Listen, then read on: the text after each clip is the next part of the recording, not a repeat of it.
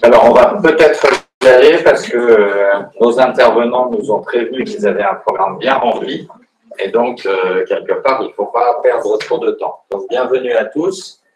Vous êtes au Crédir. Il se trouve que ça fait à peu près 10 ans qu'on a fait la première réunion pour concevoir ce projet. On a démarré nos activités en juin 2013. Mais les premières réunions d'association ont eu lieu à peu près à cette époque, donc 10 ans pile. On est devenu aujourd'hui une ONG avec plusieurs entités et qui a pour mission la lutte contre l'épuisement des humains et la promotion de la qualité de vie globale. Donc l'épuisement est devenu pour nous un problème absolument crucial. On a de plus en plus de gens qui sont épuisés. On estime qu'il y a à peu près 9 actifs sur 10 qui ne dorment plus assez. Et cet épuisement ne fait qu'augmenter à travers, par exemple, un accroissement de notre usage numérique personnel. On est à peu près à 2 heures de numérique personnel par personne et pendant les jours de travail. Et ça s'est fait au détriment d'une part du sommeil et d'autre part de la vie sociale. Et donc, c'est vraiment notre mission d'essayer de combattre cet état d'épuisement. C'est la raison d'être du Crédir. Et on a maintenant développé toute une pédagogie dont vous voyez certains exemples affichés sur les murs, mais ça n'en est qu'une partie. Voilà, on pense qu'il est tout à fait possible d'aider les gens à mieux gérer leur vie et à éviter l'épuisement.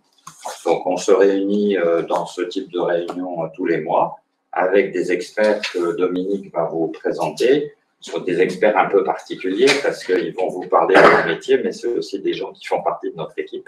Et c'est un grand plaisir de les avoir. Merci à tous les deux. À toi, Dominique. Merci beaucoup. Donc, on va vous parler de sophrologie. Alors, effectivement, au Crédir, on ne fait pas de sophrologie en tant que telle, mais nous avons des experts qui, parmi notre équipe pluridisciplinaire, on a plus d'une quarantaine d'intervenants avec des métiers très différents et aussi des sophrologues. Ce qui fait aujourd'hui qu'on va vous présenter un petit peu, dans le cadre de cette qualité de vie globale, un petit peu comment peut se pratiquer les éléments de sophrologie. Donc voilà, parole à Viviane et à Claude pour nous présenter ces différentes pratiques de sophrologie. Alors bonsoir à tous, donc, je suis Viviane Dirkmeyer, donc je suis effectivement intervenante au Crédir dans le cadre d'un certain nombre d'activités et également dans ma vie parallèle, sophrologue.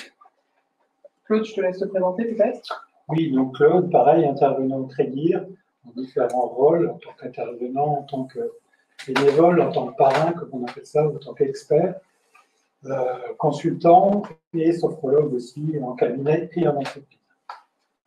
Donc au menu ce soir, on vous propose de découvrir déjà ce qu'est la sophrologie par quelques pratiques. On va pouvoir bénéficier de l'interview d'un sophrologue, puisque nous sommes là ce soir, et nous allons vous proposer quelques éléments de définition et de clarification. Vous n'hésitez pas, si vous avez des questions, à intervenir. On vous laissera également un petit temps d'échange à la fin de la présentation. Et on va essayer de vous faire découvrir ça de manière un petit peu ludique ce soir, parce que la sophrologie, ça peut aussi être ludique. Claude, est-ce que tu as vérifié les présences ? Oui, apparemment, je vois des personnes présentes ici physiquement, des personnes présentes à l'écran. Effectivement, la première question qui, pour nous, sophrologues, est importante, c'est bien la question de la présence. Présence sur une liste, présence physique, présence à distance. Mais qu'en est-il de la réelle présence ? Sommes-nous réellement présents ? Et ça, c'est une question clé pour nous, dans nos pratiques, tant en collectif qu'en cabinet. C'est de commencer d'ailleurs toujours comme ça. Comment sommes-nous présents ? Pourquoi ? Parce que je ne sais pas quelle a été votre journée, mais la mienne a été, bon, ça a été pas trop chargé, mais je sors d'une réunion tout à l'heure au Crédir. On a bien cogité. Donc, j'en suis peut-être encore imprégné, là, dans l'instant où je vous parle, d'ailleurs, de ces processus d'organisation. Et puis, en même temps, je suis déjà peut-être préoccupé par ce qui va se passer demain, parce que demain, j'ai une autre intervention. Donc, finalement, nous sommes toujours un peu coloré, imprégné à la fois de choses qui ne sont plus dans le présent, mais qui continuent d'être là dans notre présence, qui marquent notre présence. Et à la fois, nous sommes déjà, peut-être demain ou ce week-end, parce qu'on a un truc important à faire. Donc, pour nous, sophrologues, ce qui va être essentiel, et ça va être un grand axe de travail, c'est de travailler la qualité de la présence. Il y a la qualité de vie globale, il y a de la qualité de vie globale, il y a la qualité de présence.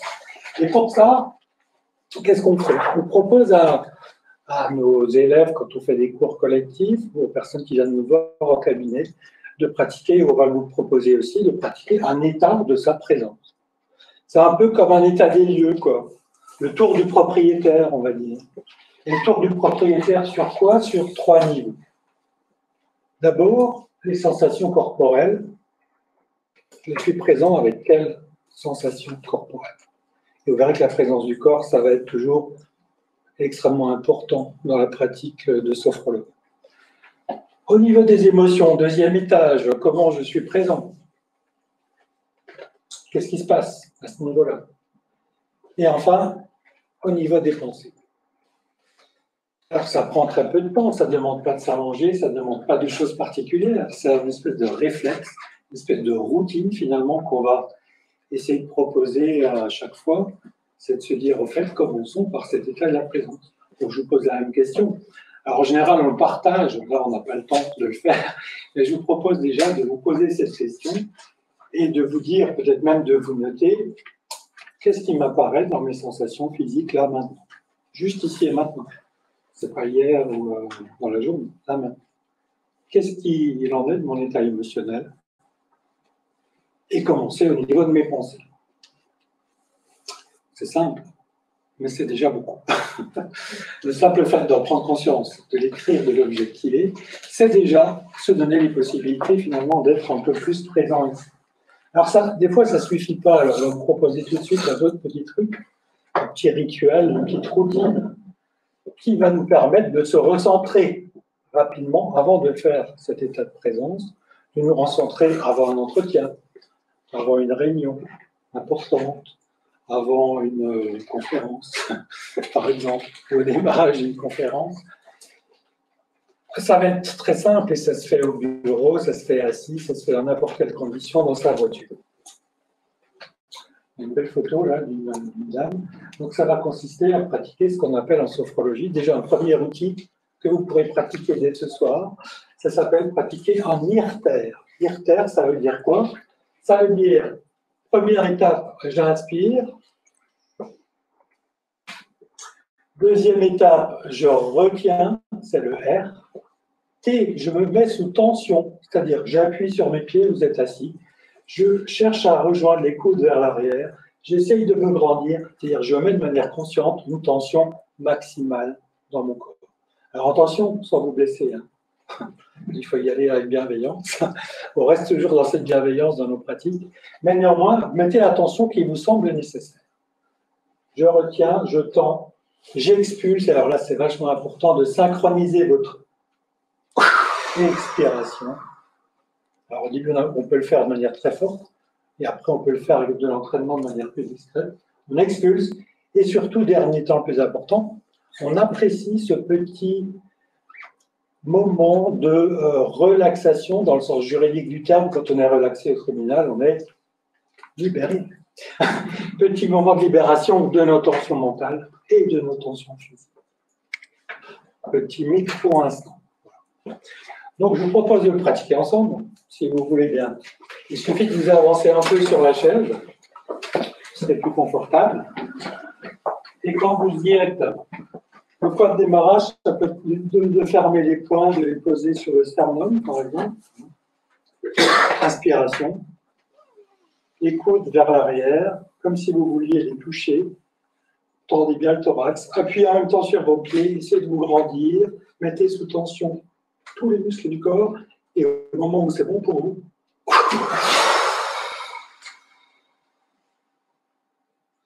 et deuxième, inspiration, rétention, tension, on appuie, on grandit, même tension du visage, là, c'est pas jusque là.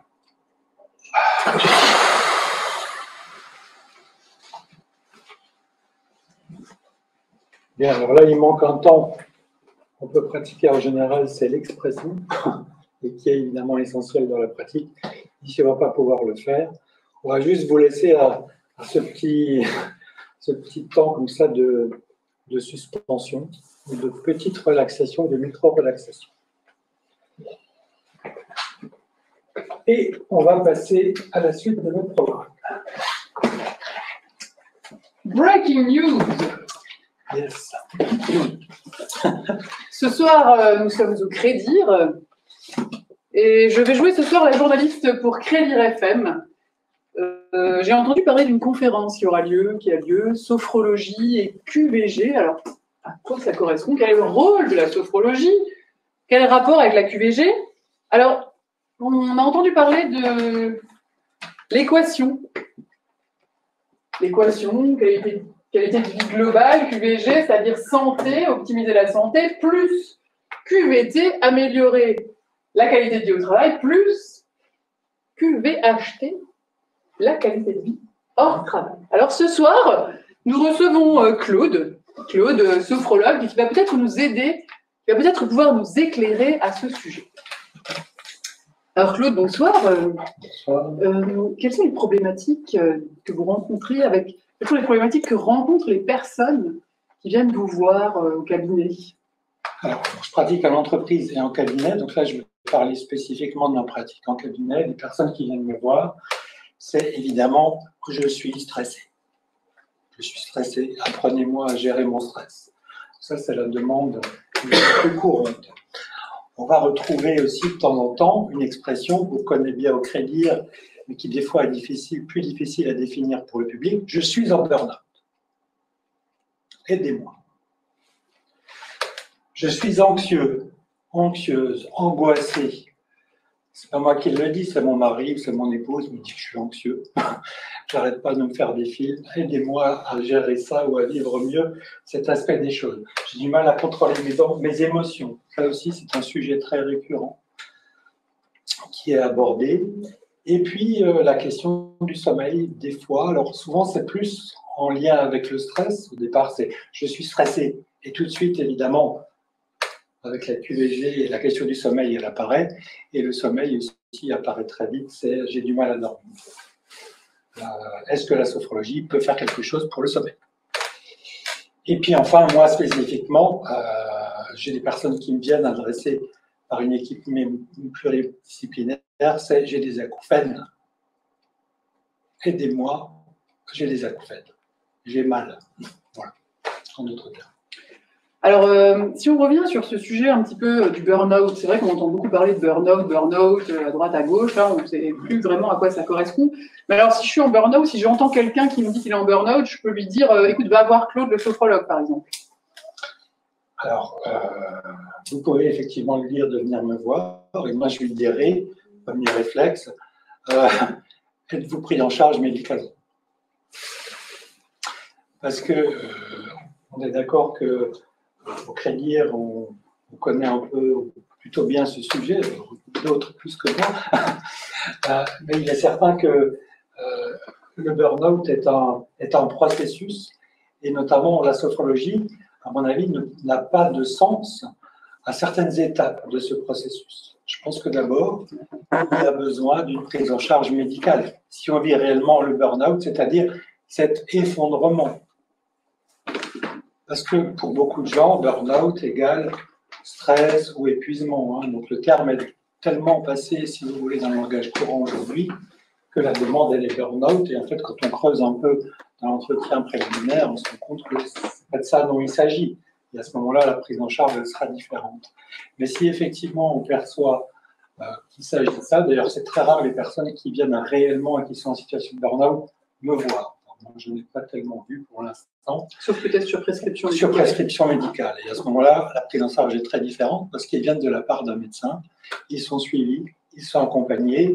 Alors la question tout de suite, c'est la question de la temporalité. Où est-ce qu'ils en sont? Parce que le gros risque, c'est de reprendre trop vite, ce qu'on rencontre le plus souvent, et les rechutes sont souvent dues finalement à une reprise du travail trop rapide. Parce que tout le monde est pressé, tout le monde va aller vite. Je pense que la sophrologie va pouvoir apporter des réponses pour accélérer le processus. Donc, il y a besoin d'un suivi médical, il y a aussi besoin d'un suivi psychothérapeutique. Ça me permet de dire que nous, psychologues, sophrologues, on n'est pas forcément psychothérapeutes. Certains le sont parce qu'ils ont fait une formation spécifique, mais un sophrologue n'est pas en soi un psychothérapeute. On l'éclairera tout à l'heure. Donc, il faut bien remettre les choses à leur place. C'est pour ça qu'on travaille beaucoup, et je travaille beaucoup avec des médecins, en lien avec des psychologues ou des psychothérapeutes, mais on ne fait pas la même chose. Là où on peut intervenir valablement sur un burn-out ou dans cet accompagnement, c'est peut-être dans la phase de reconstruction, et notamment sur des choses comme apprendre à revenir vers soi, expérimenter du lâcher-prise, prendre de la hauteur, du recul, mieux se connaître, apprendre à détecter dans son corps, effectivement, ces signes qu'on n'a pas su repérer, qu'on n'a pas su voir. Ça, on peut le travailler dans cette phase de reconstruction.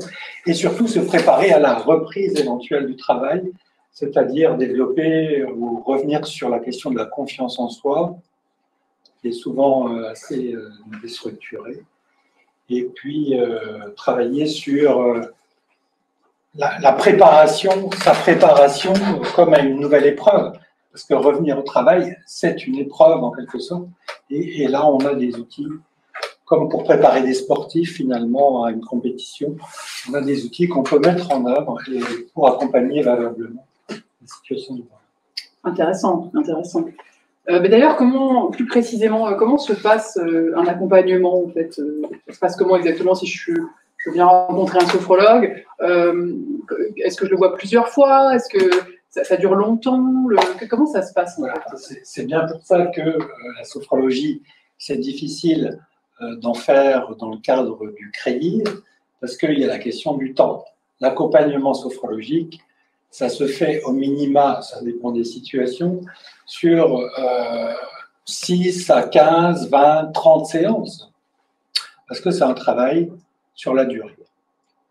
On peut faire des petits trucs comme ça, qu'on utilise souvent d'ailleurs dans nos interventions, pour aider les gens à se recentrer, respirer, etc. Mais ça reste, j'ai envie de dire, de la petite technique.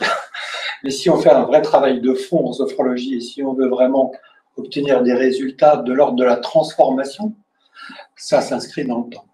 Par exemple, quelqu'un qui souffre d'acouphènes, ça varie entre 6 et 20 séances pour que le handicap lié à l'acouphène soit réduit. Parce qu'en fait, on ne travaille pas sur l'acouphène, d'accord ? On travaille sur la dimension handicapante de l'acouphène.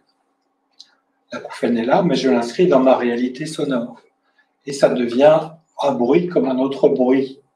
Et il n'est plus handicapant. Donc, on fait passer un test au démarrage qui s'appelle un test du handicap acouphénique. On mesure au départ, on mesure à la fin, et on obtient, quand même, dans la majorité des cas, une baisse de ce niveau de handicap de manière assez significative. Et alors, on a fait le lien au CREDIR avec notre centre de recherche entre la présence de l'acouphène et les symptômes de l'épuisement ou du stress chronique. 15%, c'est la moyenne nationale de personnes qui souffrent d'acouphènes. Les stagiaires et les personnes qui sont passées au CREDIR, on monte à 33, je crois, 33 ou 35%. Geneviève pourrait me le préciser. Donc, le lien quand même est quand même assez avéré et assez clair. Donc en gros, si je viens vous voir parce que ça ne va pas, vous ne pouvez pas me dire au bout de combien de temps ça va mieux? Ben si, 1h45. Évidemment, on ne peut pas s'engager, c'est bien ce qui est problématique, parce qu'on a l'habitude quand même, quand on vient voir un praticien, c'est de se dire, donnez-moi la recette, donnez-moi le truc, donnez-moi peut-être la pilule qui va faire que ça va aller mieux tout de suite. En fait, il est difficile de s'engager sur un temps et des fois un résultat, parce que tout va dépendre, dans la sophrologie, de la personne à devenir autonome dans sa pratique. Parce que le but, c'est qu'elle puisse se passer du sophrologue le plus vite possible. Et ça va demander qu'elle s'entraîne. Ça va demander que tous les jours, elle mette en place des routines et que quelque part, elle s'astreigne à pratiquer. Si elle pratique, on est certain qu'il y a des résultats. Encore faut-il la faire pratiquer. C'est comme se brosser les dents, hein, on s'en souvient, il nous a fallu quelques années pour prendre cette habitude. Aujourd'hui, on ne peut plus s'en passer. C'est un peu la même chose, il y a de nouvelles habitudes à créer. Un peu. Alors du coup, la sophrologie, donc si j'ai bien compris, ce n'est pas que pour les burn-out ou pour l'épuisement. Quels sont les champs un petit peu d'application sur cette discipline? Alors on verra tout à l'heure d'où ça sort, la sophrologie, quelles sont ses sources, et c'est important de le situer. Après, les champs d'application, on peut dire qu'il y en a trois gros champs. Il y a le champ clinique, c'est-à-dire qui s'adresse plutôt à des médecins, des kinés, des infirmiers, etc. Et ils rajoutent finalement cette pratique de la sophrologie dans leur pratique médicale. Il y a le champ du sport. Beaucoup de sophrologues travaillent avec des sportifs. Cassedo, le créateur de la sophrologie, a travaillé avec Tiger Woods, par exemple, avec un certain nombre de sportifs, parce qu'on a vraiment un réel apport pour les sportifs, pour se préparer à des compètes, pour mobiliser les ressources quand il faut. Il y a vraiment des choses intéressantes. Oui, j'avais vu un article d'ailleurs sur la patrouille de France, hein, qui est aussi exactement. Qui bénéficie de séances si avant les grands. Répéter d'ailleurs, ils sont complètement en train de pratiquer des exercices de sophrologie. Donc, clinique médicale, sportif, et puis il y a tout le champ préventif de l'éducation et de l'apprentissage et de la formation. Parce que là, évidemment, sur ce domaine-là, on se rend compte qu'on peut renforcer les capacités d'apprentissage des individus par des pratiques aussi de sophrologie. On peut travailler sur la mémoire, notamment, faciliter ces choses-là. Donc pour les enfants aussi. Voilà, pour les enfants aussi, c'est vrai que je l'avais oublié. De plus en plus, d'ailleurs, on pratique la sophrologie. Je connais une collègue, d'ailleurs, qui pratique à Hammerschwir, qui s'appelle Viviane, qui pratique avec des enfants dans différentes écoles. Les enfants sont friands de ces pratiques parce qu'on s'adresse au corps, on s'adresse au mouvement, et ça leur parle tout de suite. Alors là, est-ce que on vous parle de sophrologie ludique. Exactement, exactement. Est-ce que vous auriez là un petit truc simple que je pourrais faire là maintenant en sortant là de cette conférence si là j'étais un petit peu stressée pour faire cette interview, est-ce que je peux faire un petit exercice ou quelque chose? Alors évidemment, vous allez faire un état de leur présence, un IRTER, etc. Mais autre petite pratique qui va aussi être quelque chose qu'on va beaucoup utiliser en sophro, c'est on va faire référence à un mouvement très simple auquel on pense rarement, mais c'est notre respiration.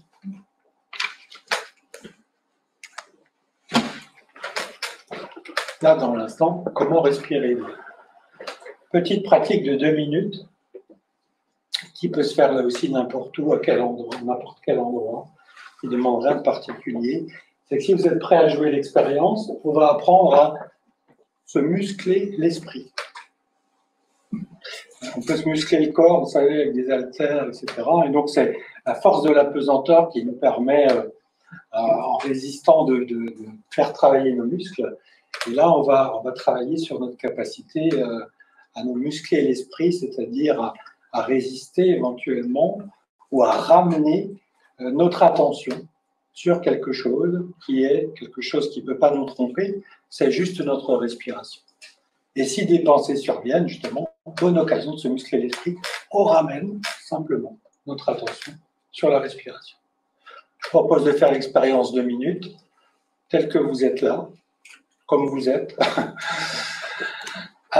Mettez-vous juste peut-être dans une posture confortable. Et puis moi, je vais faire le chronomètre. Et ça y est, c'est parti. 2 minutes d'attention sur votre respiration. C'est-à-dire, portez attention sur l'air qui rentre par la bouche ou par le nez, comme ça vous semble bien, sans chercher à moduler, à faire quoi que ce soit. Juste prendre conscience de l'air qui rentre, de l'air qui sort.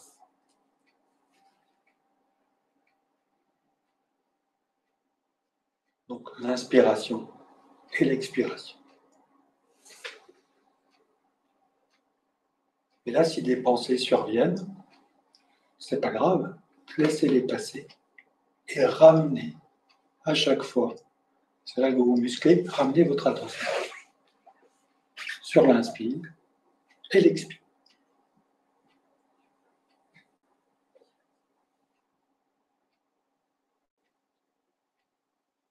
L'air qui rentre, normalement par le nez, mais ça peut être aussi par la bouche. Et l'air un peu plus chaud, qui ressort par la bouche ou par le nez.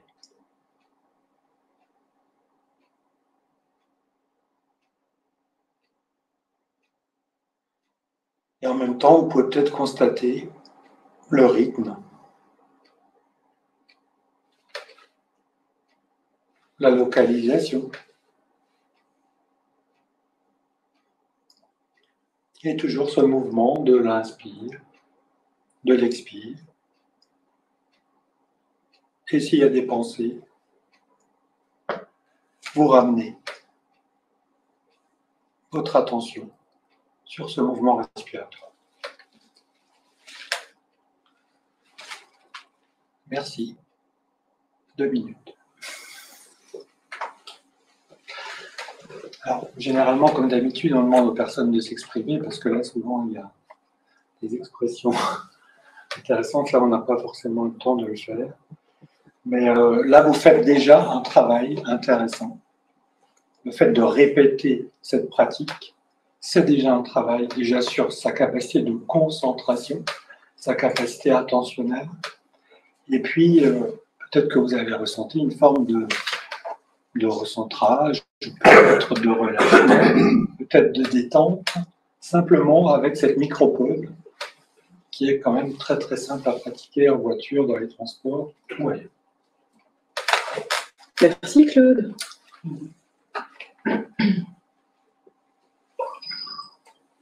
Alors on parle un petit peu de respiration,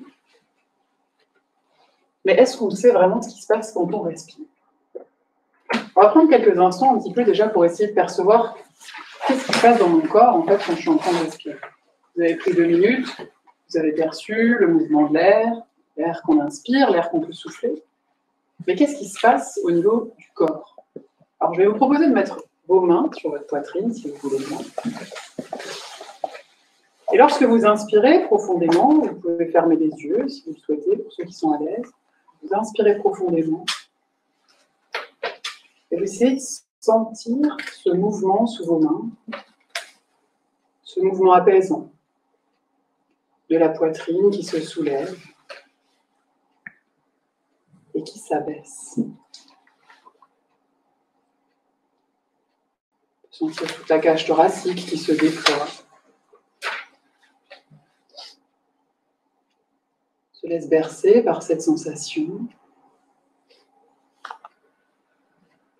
Peut-être que vous sentez que votre souffle est de plus en plus long. Vous respirez de plus en plus calmement.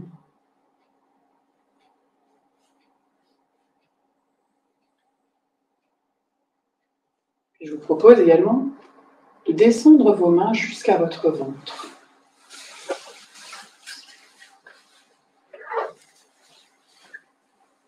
Est-ce que vous ressentez ce mouvement de votre ventre sous vos mains? Sensation du ventre qui gonfle lorsque l'on inspire.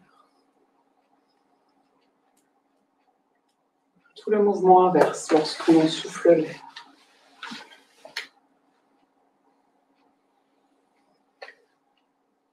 Pour mieux percevoir ce mouvement, vous pouvez même, si vous le souhaitez, gonfler volontairement votre ventre à l'inspiration. Et le rentrer volontairement lorsque vous soufflez l'air, par le nez ou par la bouche.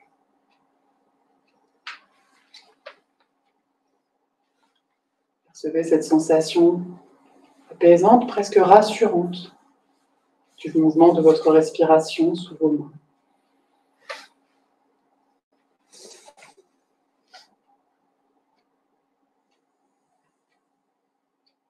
Et puis, il y a également une troisième zone. Cette zone de notre diaphragme. Je vous invite à poser vos mains sur votre sternum, juste sous vos côtes flottantes.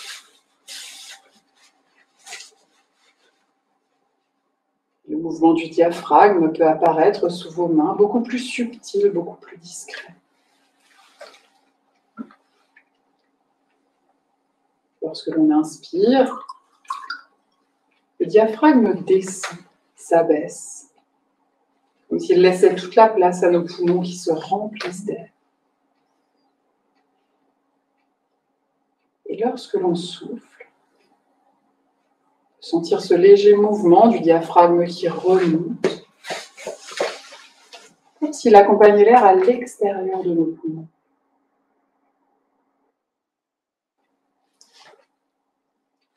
Mouvement subtil, mouvement discret.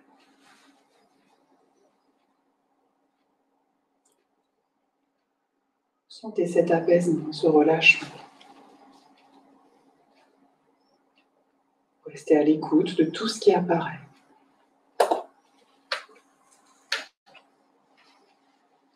Cette sensation dans tout le haut de votre corps de ce mouvement, de la respiration.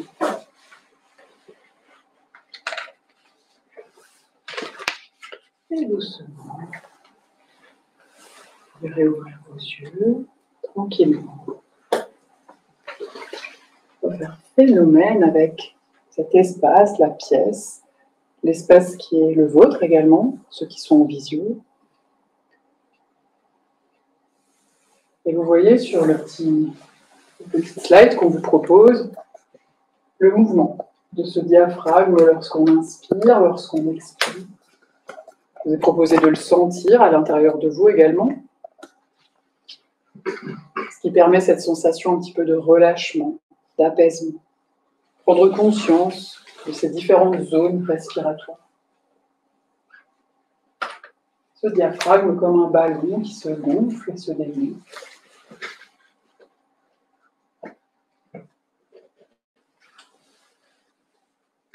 C'est également un petit exercice que vous pouvez faire dans cette petite routine qu'évoquait Claude. N'hésitez pas à prendre quelques instants, quelques minutes. Ça peut être fait le matin, le soir, un moment de calme dans la journée, où on prend simplement ce temps pour se focaliser un petit peu sur ce qu'on ressent, sur ce mouvement. On peut apposer les mains, vous pouvez le faire en position assise, en position debout, mais également le soir, au coucher, dans votre lit. Parfois, on a du mal à trouver le sommeil, beaucoup de choses circulent dans nos têtes, notre esprit est encore très agité. Eh bien, ces petits instants où on ferme les yeux et on se refocalise un petit peu finalement sur simplement notre respiration, sur ce qui se passe dans notre corps. Et comme vous l'a indiqué Claude tout à l'heure, on redirige un petit peu notre esprit sur ce qui se passe. On laisse passer les idées, elles se replaceront probablement, et on revient à la respiration et ça permet de s'apaiser et parfois même de s'endormir. Voilà Alfonso Casedo, médecin psychiatre, d'origine colombienne, mais qui a beaucoup pratiqué à Madrid et à Barcelone, essentiellement d'ailleurs. Et qui a créé, alors il était passionné de grec ancien, il a créé un néologisme qui est le mot sophrologie, qui est la contraction de sos, équilibre, freine, conscience, logos, étude.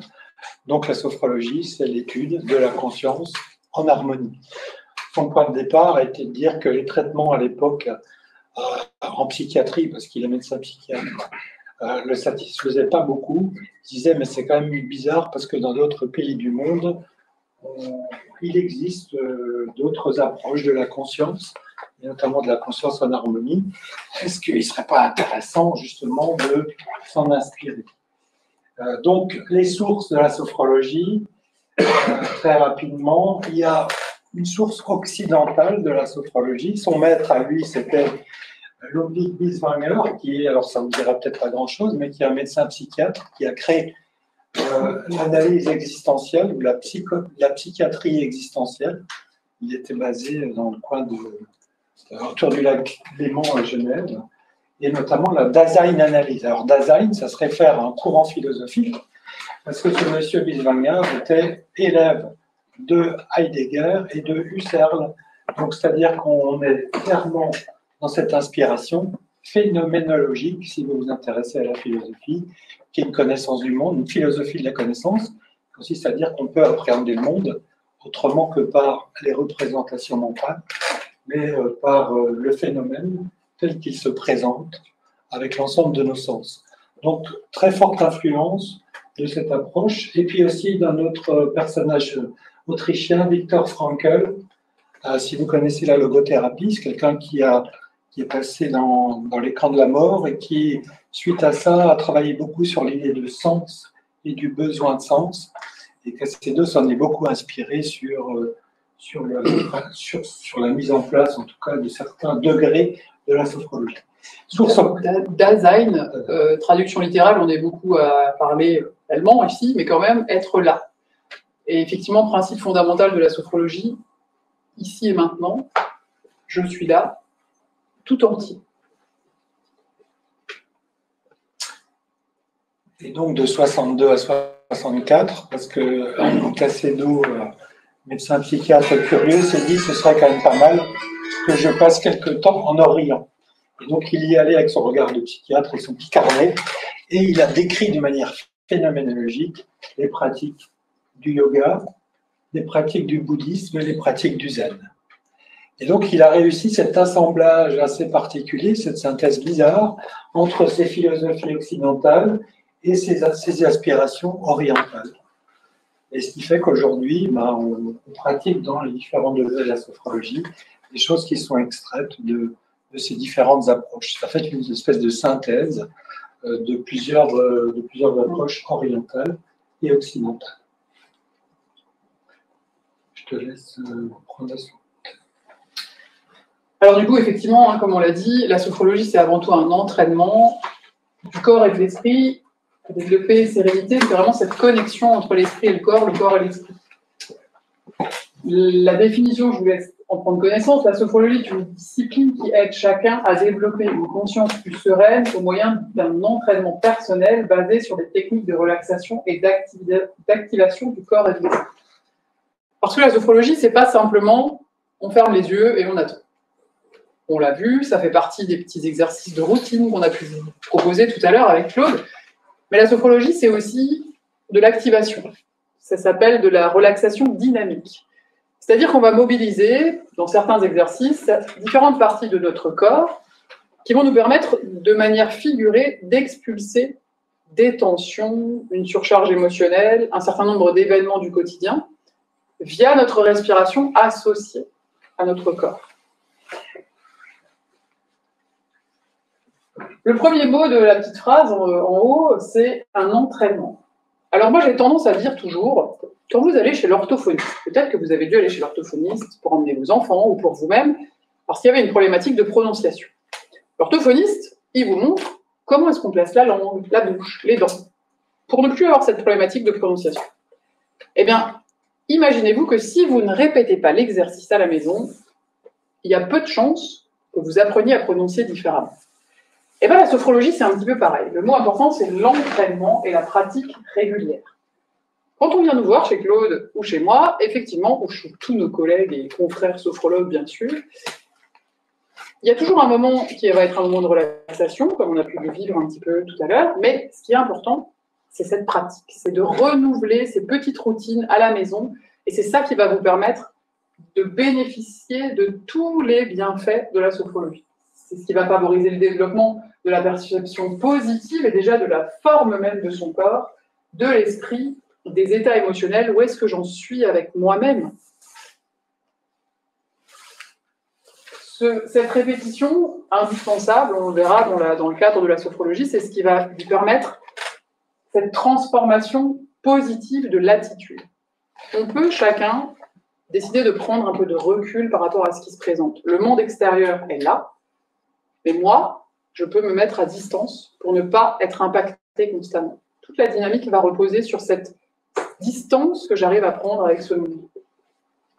Et évidemment, on va optimiser nos propres capacités et on va pouvoir adapter son propre comportement. Et vous le savez, dans la communication, quand on adapte son comportement, eh bien, le comportement de l'autre change aussi. Donc, il y avait une question sur les principes. Alors, vous les avez tous trouvés. Effectivement, ces principes, ils sont importants dans la pratique d'un sophrologue. Alors, ils sont un peu jargonneux, donc je vais essayer de vous les décrire, ou en tout cas de les préciser. Le premier principe qui guide la sophrologie, en fait, c'est la notion de vivance. Alors, c'est quoi la vivance ? c'est la perception de la vie qui est en train de se vivre dans l'instant à travers cet exercice. En fait, l'exercice n'est qu'un prétexte en sophrologie. L'exercice normé, les protocoles qu'on utilise, sont un prétexte pour nous mettre en lien avec ça. C'est-à-dire cet éprouvé immédiat de qu'est-ce que je suis en train de vivre là, dans l'instant, grâce à cet exercice. Ça peut être des émotions, des sentiments, des perceptions, des sensations corporelles. Et en fait, ce qui transforme dans l'exercice sophrologique, c'est pas l'exercice, c'est la connexion à la vivance, c'est-à-dire la prise de conscience répétée d'une expérience vécue. En fait, nous, notre boulot consiste à créer des expériences et à mettre les personnes en situation de repérer cette expérience et de l'enrichir et de la répéter et de continuer à l'utiliser. Donc, la vivance, c'est vraiment fondamental en sophrologie. C'est la répétition. Vous voyez qu'on a mis des petits schémas de connexion et de neurones, hein, parce que l'idée, elle est bien là, dans la neurobiologie, on aime bien, c'est la répétition de la pratique qui permet la transformation, voilà. La répétition de cette vivance. C'est un principe fondamental, on reviendra toujours, c'est pour ça que nous ne sommes pas des psychologues, où on va être dans le discours ou dans l'échange des contenus de conscience. Nous, ce qui nous intéresse, c'est d'abord ce travail sur le schéma corporel. Vivre son corps, non pas comme un objet, mais en tant que sujet, c'est-à-dire vivre son corps comme son schéma corporel, comme une réalité vécue. C'est une réalité que je vis au quotidien. J'aime bien cette expression. On a un grand château, un énorme château, quand on est en capacité d'être présent à cet ensemble de choses, et notamment à notre corps. Et dans ce château, finalement, on vit souvent que de la cuisine, parce qu'on vit souvent que dans nos têtes et dans nos représentations de la réalité. Le projet de la sophrologie, c'est de nous faire réinvestir la réalité de manière beaucoup plus complète, beaucoup plus présentielle. Je vais juste citer un exemple pour que ce soit peut-être encore plus parlant. La notion de schéma corporel, elle a beaucoup de sens quand on accompagne des personnes qui sont dans des situations de troubles de l'alimentation.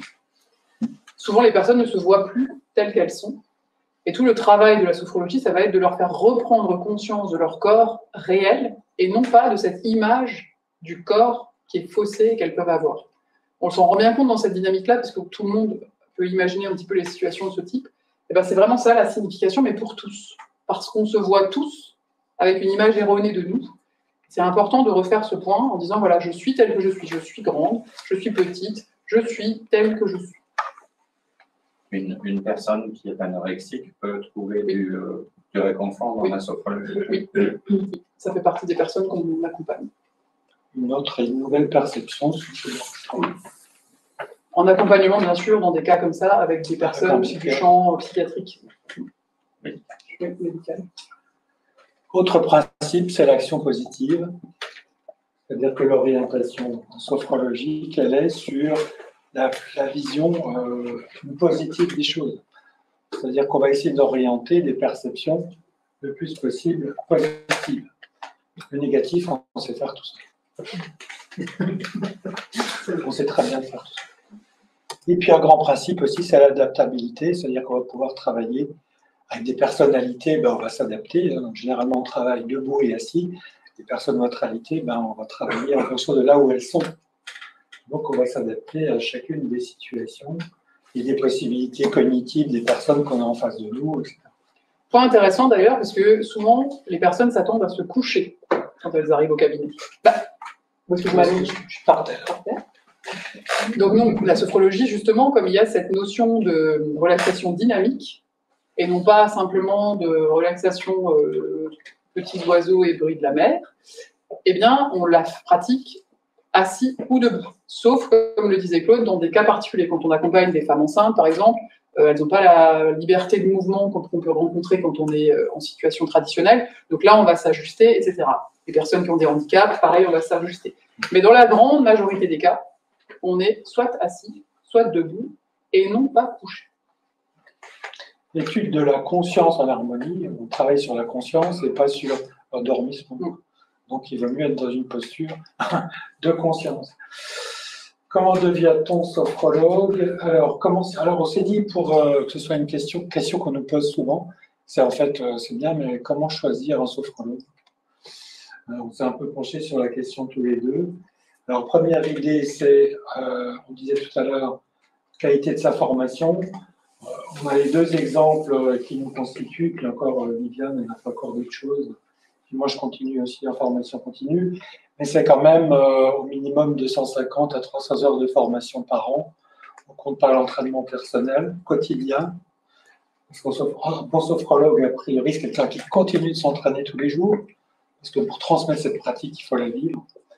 Il y a des mémoires à fournir tous les ans. Enfin bon, c'est quand même une formation extrêmement rigoureuse dans les deux cas.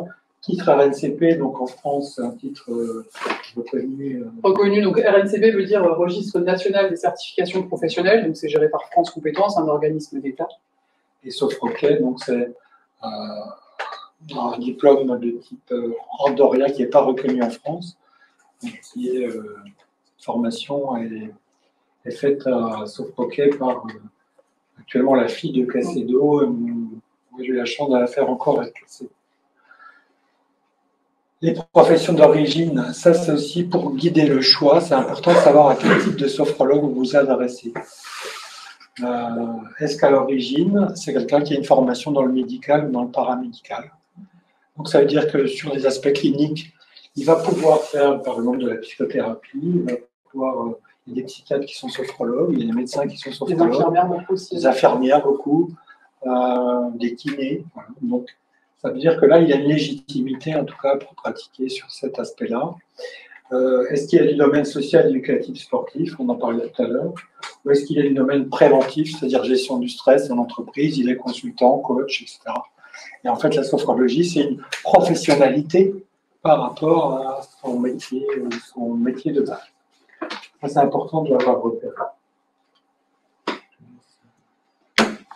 Alors, on en a parlé déjà, formation continue. Effectivement, ce qui est important, c'est aussi de ne pas oublier, avant d'aller consulter un sophrologue, renseignez-vous. A priori, tous les sophrologues aujourd'hui communiquent à minima, puisqu'on a le droit de communiquer dans cette profession-là, donc peuvent avoir un site internet, peuvent avoir un certain nombre de références. Regardez un petit peu leur parcours, regardez ce qu'ils ont fait comme formation, jetez un coup d'œil sur l'école, ça vous donnera déjà une idée. Malheureusement, dans notre profession, on a le droit de poser une plaque de sophrologue sur le mur, à partir du moment où on a envie de le faire. C'est-à-dire que vous avez lu un livre, Les bienfaits de la sophrologie, vous vous êtes dit « Ah, ça c'est chouette, je ne savais pas quoi faire, je vais m'acheter une plaque. » Donc, on est obligé, nous, qui avons des formations certifiées, reconnues,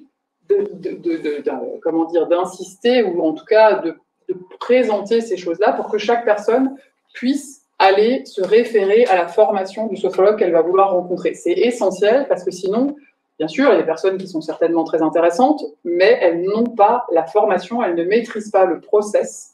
Et il y a quand même toute une dynamique dans cette formation et dans ce métier qui ne peut pas être faite par une personne qui viendrait comme ça se lever le matin. Hein. Donc voilà, soyez sensibles à ça.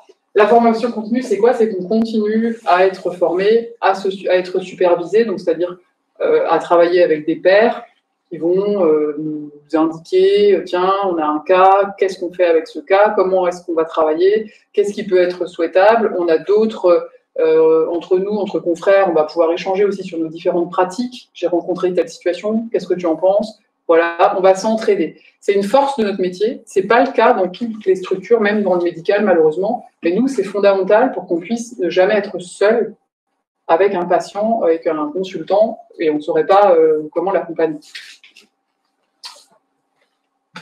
Évidemment, il faut être cohérent dans sa pratique. Donc là, on l'a dit, hein, on ne va pas revenir sur ce point. Quelqu'un qui vous proposera, par exemple, de mettre de la musique douce, des bâtons dansants, et qui vous parlera de chakra, c'est peut-être très bien, mais ce n'est pas de la sophrologie. Donc, pas de musique. Non, la musique, c'est la voix du sophrologue. Sauf pour les personnes qui souffrent d'acouphènes et qui ont beaucoup de mal à supporter le silence, on mettra un fond sonore juste pour masquer finalement le silence. Et bien entendu, l'un des concepts aussi essentiels de la sophrologie, c'est ce qu'on va appeler, nous, dans notre jargon, comme on dit, l'alliance. C'est-à-dire que c'est essentiel de vous sentir bien avec la personne. Et nous sommes tous des humains. On a comme on peut dire, quand on rencontre une personne, il y a quelque chose qui s'installe ou pas, et c'est pas grave. Ce qui est important, c'est que pour vous, pour que les accompagnements soient les plus pertinents, il faut vous sentir bien avec la personne. Et si vous ne sentez pas ce feeling, comme on pourrait dire en reprenant l'anglais, n'hésitez pas à en parler au sophrologue qui saura, lui, vous indiquer un de ses confrères avec lequel vous pourrez travailler aussi, et c'est pas un problème. Nous sommes des humains, et donc on n'a pas la même relation avec chacun et d'autres. Donc on peut effectivement, bien sûr, vous préconiser d'autres intervenants s'il devait y avoir une problématique. Mais l'alliance est fondamentale et c'est ce qui crée la relation. Alors vous constaterez que dans l'alliance, un sophrologue pratiquera avec vous. Oui, bien sûr. Il n'y a pas une posture de sachant, d'expert. Il va vous guider en lisant un document. Il va pratiquer avec vous. Ça, c'est fondamental aussi dans le choix de la qualité d'un sophrologue. C'est quelqu'un qui le vit avec vous. C'est-à-dire qu'il va fermer les yeux et qu'il va réaliser toutes les propositions de mobilisation corporelle avec vous. On n'est pas en train d'observer la personne, on est avec elle. On vit l'instant en même temps que la personne qui est avec. Voilà. Et pour terminer, les conditions de la pratique. Alors, il n'y a pas besoin de tapis-de-tôle, je suis désolée, c'est pas la peine de vous emmener, ni d'être en jogging. Hein. Alors, normalement, il n'y a pas besoin de plaid non plus. Vous pouvez venir comme vous êtes. Au cabinet, on vous accueille tel quel, on vous installe sur une chaise. On fait ça avec la lumière du jour, hein, on ne ferme pas les volets, c'est sympa. On fait ça avec le bruit ambiant parce que quand vous serez à la maison et que vous allez vouloir faire des petites répétitions, vous n'allez pas pouvoir couper le son. Donc, parfois, il y a du bruit à l'extérieur, parfois, il y a du bruit dans les couloirs, parfois, il y a du bruit, ça fait partie de la vie. On vit dans un environnement où on vit, donc justement où il y a du mouvement et on ne peut pas aseptiser cet environnement. Donc, on va faire ça dans ces conditions-là, sans parfum, ni ambiance sonore particulière. Donc, effectivement, nous ne mettons pas de bougies sans bon, ni d'encens dans nos cabinets. Enfin, peut-être qu'on devrait se lancer, je ne sais pas, mais en tout cas, pour l'instant, ce n'est pas le cas. Voilà. Et ce qu'on vous propose pour terminer, c'est une petite pratique que va vous proposer Viviane. Assez courte parce qu'on a un peu déjà enquêté. Et ensuite, évidemment, un temps d'échange, questions. Alors, petite pratique. Je vais vous mobiliser un petit peu. Vous êtes assis depuis une bonne heure. Là, on a besoin de réoxygéner un petit peu notre corps. Donc, je vais simplement vous proposer de vous mettre, si vous le souhaitez, debout. Et pour ceux pour qui ça peut être compliqué, pour différentes raisons, vous n'hésitez pas, vous restez assis ou vous vous remettez assis, il n'y a aucun problème. Même à distance. Oui. À distance, bien sûr, se mettre debout. vous pouvez également vous mettre debout. Tout ça, c'est pour toutes les personnes qui nous suivent aujourd'hui. Alors, je vais vous proposer de fermer les yeux. Pour ceux qui sont mal à l'aise avec les yeux fermés, vous fixez simplement un point sur le sol. Et vous allez vous laisser aller, les bras le long du corps. On laisse tout le haut du corps se décontracter. On perçoit notre poids sur nos pieds, bien posés sur le sol. Sensation de la tonicité musculaire dans nos jambes qui nous portent. Sensation du poids de nos bras de chaque côté. Poids de notre tête. Un équilibre sur notre cou, notre nuque, notre gorge. Vous pouvez venir vous intéresser à votre respiration consciente. L'air qui passe par le nez. L'air que vous pouvez souffler par la bouche.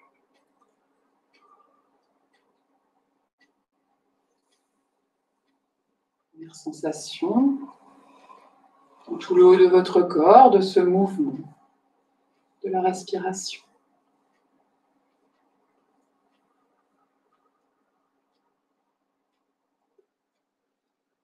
Puis je vais vous inviter à prendre une vaste inspiration. J'inspire. À réaliser une douce rétention de l'air, sans forcer, une rétention agréable. Je garde quelques instants l'air. Et je souffle.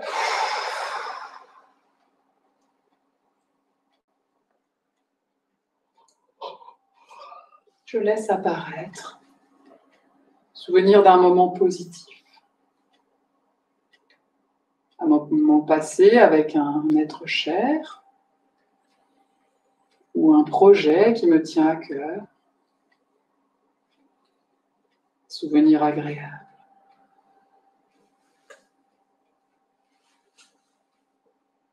Je m'imprègne de ces sensations. Tout ce qui apparaît, de tout ce qui s'éveille dans mon corps.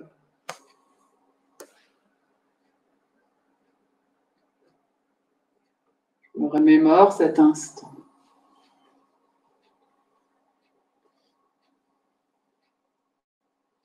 Sensations positives qui circulent. Qu'est-ce que je ressens?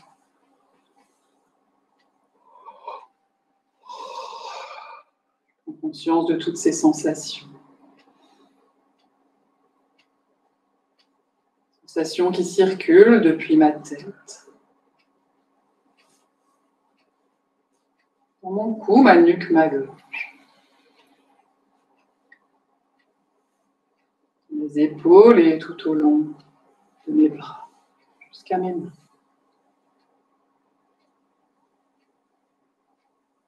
Sensations dans tout le haut de mon corps, à l'avant, à l'arrière, mon dos.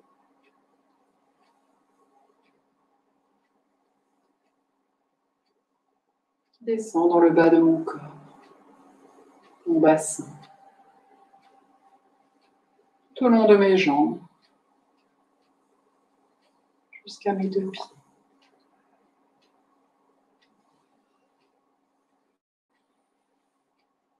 Du sommet de ma tête à l'extrémité de mes mains. Du sommet de ma tête à l'extrémité de mes pieds. Je suis bien là. Bien en moi. Bien chez moi. En toute sécurité.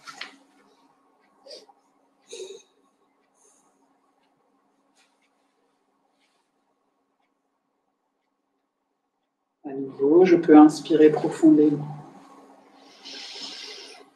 Et souffler l'air loin devant moi. Doucement. Réouvrir mes yeux.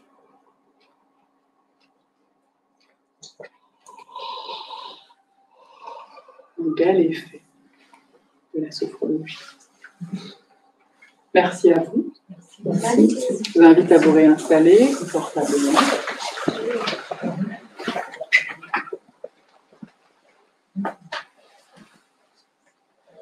Alors, ce qu'on espère, c'est que cette petite conférence aura pu vous donner le goût de ces quelques petits exercices. N'hésitez pas à reproduire ces petites stimulations quand vous le souhaitez, à créer un petit moment dans la voiture, par exemple, quand on ne sait pas quoi faire, quand on va au travail, ou le soir, quand on est devant la télé. Ce petit temps pour vous aura du sens aussi dans votre quotidien et vous sentirez assez rapidement un apaisement, un relâchement qui est appréciable vu la vitesse actuelle de nos vies.